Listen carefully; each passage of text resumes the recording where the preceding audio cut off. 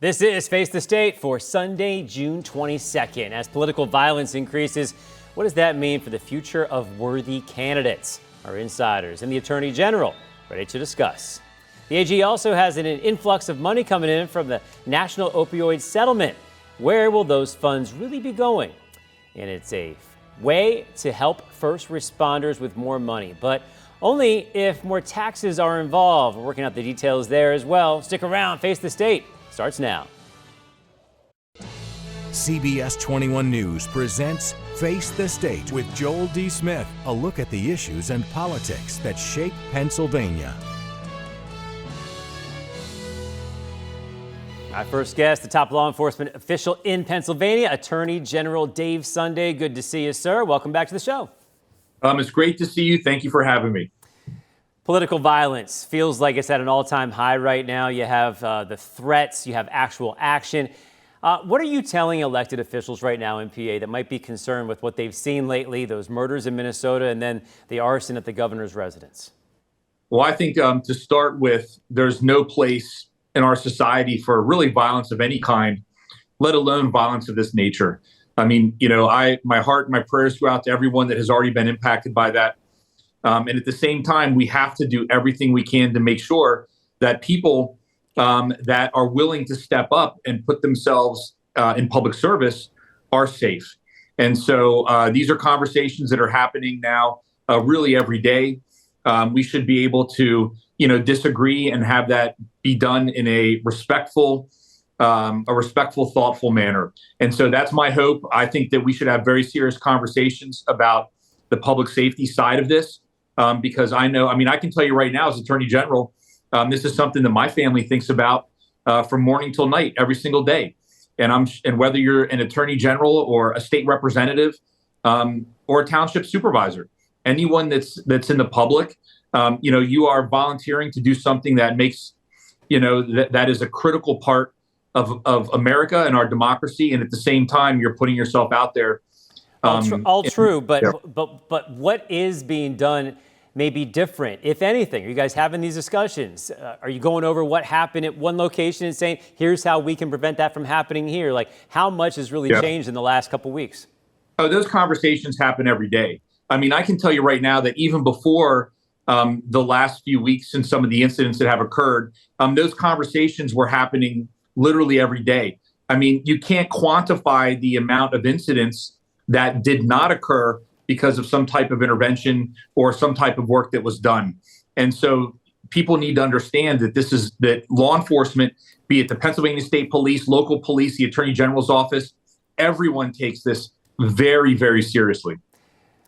Give me, just for reference sake, how closely do the elected members have a relationship with their local law enforcement? Can they call them up and say, this is suspicious, this is weird, and do they have them on speed dial? Is that the kind of relationship that you think people should have at this point? Well, I think absolutely. And I will tell you from my experience, especially running for statewide office, being all over Pennsylvania, the vast majority of local elected officials have a very close relationship with their local police department. As a former district attorney, I can tell you right now that all the local municipalities, the boroughs, the townships, they all work hand in hand with their local police departments, as oftentimes they are the entities that oversee those police departments. And so that's happening. And if it's not happening, it must. Okay. Let's get to, we mentioned some of the political violence that's out there. We talked about Governor Shapiro. Now, he has been directly filing a number of lawsuits against the Trump administration, some executive orders affecting PA. He thought, when it comes to him going sort of directly at this stuff, are you consulted as well as this? And what is your role, if any, here? Are you speaking with regard to lawsuits? Or, I can tell you right now that, as Attorney General, my job is to focus on public safety and our core competencies in the Attorney General's office. And that has been and that's why I ran for Attorney General. And that's what I'm doing in this role. There are things that we do in our office every single day that are critical for public safety. That includes going after child predators. That includes going after drug traffickers, people that abuse and try to scam senior citizens, and all kinds of crimes that happen every single day. And so when I ran and said that I will focus on our core competencies. I think that when you look around in society today, a lot of people are in moving in spaces that aren't the place that they're supposed to be. And the citizens demand that I do my job and fight every day to keep them safe. And that's what I'm doing as Attorney General. So maybe that's the answer to the next question. Is that why the Attorney Generals were part of this opioid settlement? Because it's believed that there's a public safety avenue there. Is that what you're saying? Oh, absolutely. I mean, that's part of it. But at the same time, the Attorney General is the state's protector of consumers. And so, we have a huge consumer protection division. And for example, I am now co-chair of the National Association of Attorney General Bipartisan Consumer Protection Committee. And so where we work nationally on a lot of these issues to find ways that we can make sure that we're stepping in and protecting consumers in the event that it's necessary. It's a very, very important part of this job. And that ties directly into the opioid settlement. At the same time, obviously, as Attorney General and previously as a DA, the opioid addiction, the opioid crisis has decimated not only our country, but Pennsylvania. And it is incumbent upon us to do everything we can to make sure that we have those resources in place so that people can keep people from becoming addicted and help people get into recovery.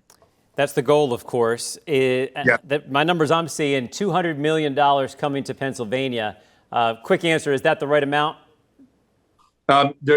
You could always have more. That is the right amount under these circumstances. Right. No amount of money will ever fix the devastating impact of the opioid crisis.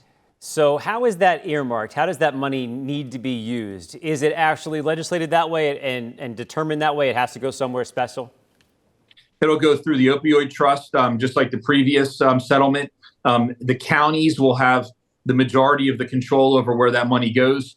And that's very important because it's critical because the people locally know how best that money should be spent, not people in a faraway land that don't know the ins and outs of their communities.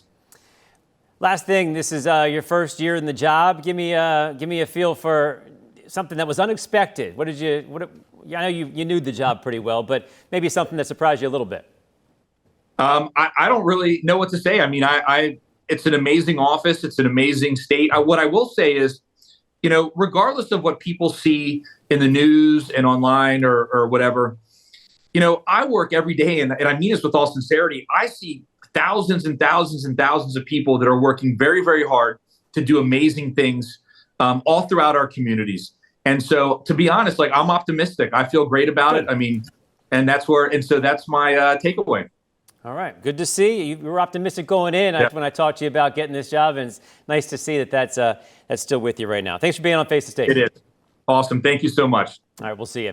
Hey, there's a lawmaker out there that wants to help out those bravest members of our communities. There's plans to increase funding for volunteer fire departments and those first responders. But how do you pay for that? Let's get into it next.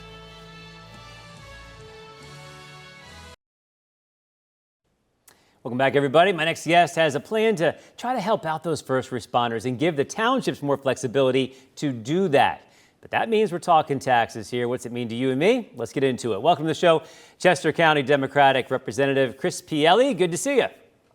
Good to see you too, Joel. Thank you so much for having me. All right. Well, this one's making some progress. We know it's passed the House right now. It has some bipartisan support, and it's currently in the Senate's Local Government Committee. It gives those second-class townships the ability to have that tax revenue to actually tax in this way to help out those first responders. How much are we talking here? What is it going to really be, that amount that could help? So actually, there's already a tax in place. Our laws require that in the end, ultimately, the local municipalities are responsible for our fire and EMS department funding. As it stands right now, since 1975, EMS and fire have been limited. Fire is 3 mills, which equates to $3 out of every $1,000 collected. And EMS is just half a mil. So what this legislation does, and it was approved with bipartisan support this May, is to increase, should they choose to use this taxing power, increase the limit to 10 mils for fire and 5 mils for EMS. So that's a big Go ahead. increase. Yeah, it's a big increase. There's more than, 300% on the one and even more on the other. How did you guys get to that number? There's a tremendous need. I mean, as you know, the vast majority of our fire departments are run by volunteers. And as a former township supervisor, I understand how important it is to ensure our local governments have the ability to support vital services. And one of the most important community resources, of course, is our fire and EMS services. And they're literally a lifeline in the community. So when you look at the past few decades, Pennsylvania firefighters and EMS workers, they continue to struggle with a lack of sustainable funding. The state does give money every year, but that just scratches the surface because, as I mentioned before, in the end, it's ultimately up to the local municipalities. These funding struggles, they result in staffing shortages and increased response times, which of course mean more serious and fatal outcomes. For example, in the past 2 years, 49 EMS companies have shut down in Pennsylvania. And Pennsylvania has lost 24 registered fire departments since 2019. We're having a harder and harder time finding volunteers. In fact, we're losing 8,000 a year, according to latest statistics. And another statistic that's really scary, Joel, is that since the 70s, volunteers are down 90%. And the volunteers who do sign up face more challenges than ever. The training is more intense, their requirements are more stringent, and it is more expensive to train. Yeah. And these people want to help their communities. They want to get out there fighting fires, saving lives. They don't want to spend all their time selling hoagies and running bingo games to keep the rigs rolling. So it sounds like, you've said volunteers a number of times. They're volunteers for a reason. They are not paid. Are you thinking some of this money would change that? It's possible. The law itself actually allows for some of this funding to go towards salaries if necessary, but the model is still what we're working with, overwhelmingly volunteer. Right. And we're gonna keep it that way. Now, the Auditor General does these audits on volunteer companies as well as other places. We know some of them have had trouble with their bookkeeping. Is it okay, you think? Should there be another level of watching out? Where is this money going to go if they get this huge influx? Because for some of them, this could be triple the amount they've gotten in the past. Yeah, there's always those in place, and you're always going to have situations here and there. But overall, the local municipalities do a wonderful job keeping track of that. They're the ones that are going to be approving this if they so choose to take advantage of it. Again, this is an option. This is not mandatory. Right. And it's another tool in the tool chest for funding. But the point of the fact is that if the law in Pennsylvania ultimately requires the municipalities to fund the fire and EMS, right. Okay. where the health, safety, and welfare of their residents, then we should give them the tools to be able to do so. Right, and this is still local control. I get you. I want to get to something else you're working on. Bills focusing on the courts that have helped certain kinds of offenders. There's the one that's called the problem-solving courts, treatment courts. The name change on that, why is that important? I know it's trying to help these people get their punishment in a way that's a little more positive, maybe.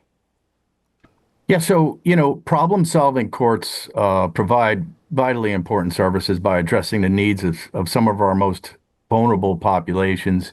My background is as a past correctional officer, and then later, after serving in the Army, I went to law school. I became an attorney. I actually had the opportunity to represent folks that I used to lock up. So I've seen the criminal justice system from, the beginning to the end result. And when we look at some of these treatment courts we have out there, like drug court, of course, the DUI courts, the mental health courts, juvenile drug courts, newer on the scene now as a veteran, I've done this for fellow veterans courts. But in my experience through the years, I can personally attest that the success of these specialized courts are something that we should follow up with. And we have to continue supporting them, which support the people, the nonviolent defendants right. who greatly benefit from receiving adequate treatment and rehabilitation in place of jail. Right. And a mom's court could be something very similar that's in part of this as well. So yeah, getting back to the treatment courts and generally, the bill simply updates problem-solving Okay. courts to treatment courts. It's something that the AOPC asked for. It more accurately describes these courts, but also allows for the creation of new types of treatment courts. And it also reduces the negative connotations Sure. associated with the problem, like problem solving. When I represent a veteran in court, he's not a problem or she's not a problem. They might have problems, but we're there for treatment. So Nice. I think, what's in a name? A lot's in a name. It means a lot of negative connotation for some folks. And I do want to say that the Senate version of this bill is also making its way through the Good. legislature. SB 475. Okay. It passed the Senate unanimously, and it passed our House Judiciary, which I sit on, unanimously also. So it might have success quicker through that route, it seems. Nice. All right. Well, thanks for the Yeah. update on that. Very interesting stuff. Representative Pielli, thanks for being on the show. Thank you very much, Joel. All right, guys, coming up, we're talking to our insiders. What really is a war? And does one bomb mean you're at war? Also, budget negotiations. We have an update on that, too.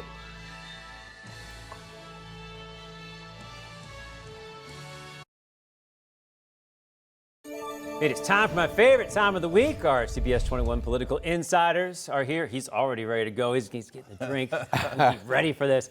Republican strategist Mike Regan, Democratic strategist Mark Singal are here. Hey, the Pennsylvania House passed the legislation this week. It would provide another $300 million to fund mass transit. The governor, of course, wants this. This was bipartisan 107-96. It now heads to the state Senate, where you used to be. What do you think is going to happen over there? Well, there's pros and cons. Like, I think the number is 1 million cars are kept off the road by having public transit, which is very important. Problem, I think, is, there's a sucking sound that comes from Philadelphia every time we come to budget season. And I think a lot of the members of the Senate think that Philadelphia gets more than their fair share. So there's roads and bridges that are decaying and need repaired.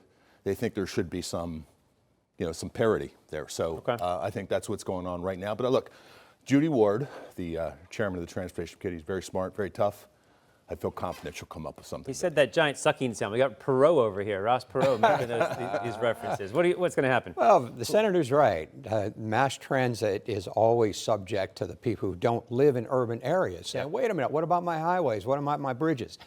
There's an interesting development here. Senator Jay Costa evidently has stepped up and said, look, here's a way that we can fund the roads and bridges and the mass transit at the same time. I'm not really privy to the details, but there is some hopeful bipartisan movement that can provide funding to both areas. If they can nuance that, it would be key. Yeah. Okay. Hey, maybe we get you guys in on this. It sounds pretty good. Senate Majority Leader Pittman, he says that the budget will not be finished on time. I don't think that's breaking news, but to actually hear him say that is interesting. Of course, it's a week from tomorrow, June 30th, the actual deadline. When you were in the state Senate, was there a pressure to get done on time? It so often goes past that point. Like, do you guys even talk about this? I'm trying to think of how many times we did get it done on time. Sure. So it's not unusual not to. A little bit of pressure. I mean, I think more so on the Republican side to try to fulfill the constitutional mandate to get it done. But it's difficult and more difficult to get it done as things become more and more politically divided. Yeah. And when you're on the other side of things, did you feel there was a pressure? Did you feel that responsibility? Sometimes, if people made it a deadline, like if a governor stands up and says, by gosh, we're going to get this done by July 1st, then, you want to help them out, you want to make them look good. But that's not the case this year. I think it's better to get it right than get it done under some kind of a false deadline. So I think that's an encouraging sign that it made that admission. Believe it or not, I agree with that. I agree. It's important to get it right than just to get it done. Okay, but at a certain point, when it starts affecting things and people have to make adjustments, we're in September, and then the schools really have trouble. That's the thing. The schools, that's what the people get upset about. Yeah. The schools aren't being funded. But you can come in and fund them alone. Right. And then come back and finish again. We've done that before as well. I want to get to political violence. We've seen so much of this. Is this going to mean that good people that would be great politicians are going to just stay away because it's such either a danger or a potential danger? There are nutcases out there. Yeah. They have always been there. They will always be there.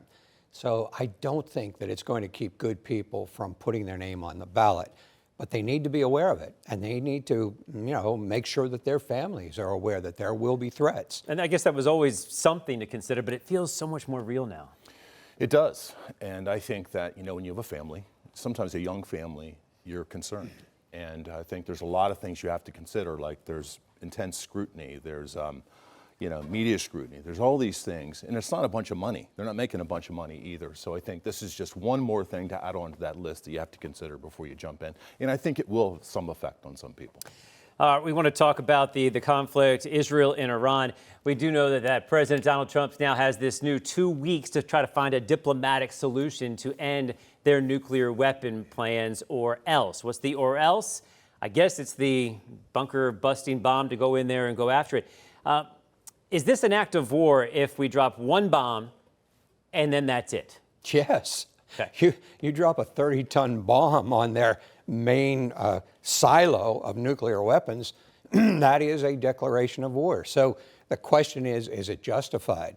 Israel seems to have wiped out their capability to enrich uranium. So by and large, they have crippled their development process. But the question is it necessary to take that bunker out? The next step. I think it might be, but is it that our job? I don't know. And if you say it's an act of war, you got to go to the Senate for that.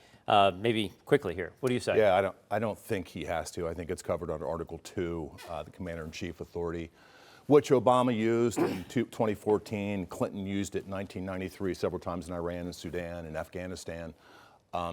It's the president's right to use that kind of a surgical strike. I think if you're going to put troops on the ground, then you 100% need to get authorization. But something surgical like this in the system of one of our greatest allies, I don't think needs congressional approval. It's interesting to hear what the German chancellor said about the whole situation.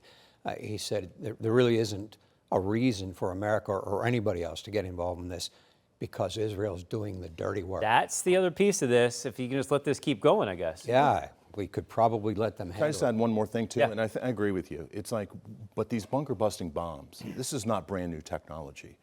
The Israelis think about Iran 24 hours a day, 7 days a week. Why don't they have the technology already? They're very smart people. They have an outstanding military. Why do they have these bombs already? I'm surprised. It seems like that's the next step. And if you do drop that, how do you know it actually worked? You got to go in there and look. And then who's doing that? Is that, U.S.-led or at least I think you dropped several bombs, not just one. I guess, but to make sure, you never know. All right, folks, we're going to come back with one final word. We're going to talk about deadlines. Are they real? Are they not? And some of the record ones we've seen in the past.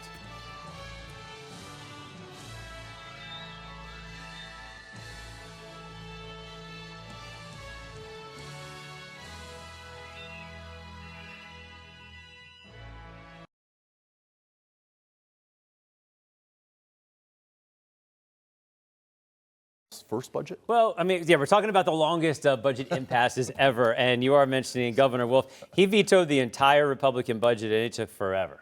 Yeah. Is that what you remember? Yeah, I think I do remember that. Yeah, it was a long time to be cooped up in the... You're going to work and going, we're not going to do anything today either.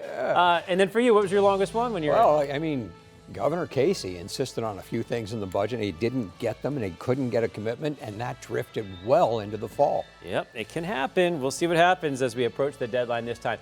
I won't be here next week. We have a special guest host. Looking forward to that. You guys will take good care of Candace Scalise, I hope. Plan to. She's got to take it They're easy on us. the record, and she's going to be a buzzsaw going at you guys. I made sure that she could. Hey, folks, have a great week. We'll see you then.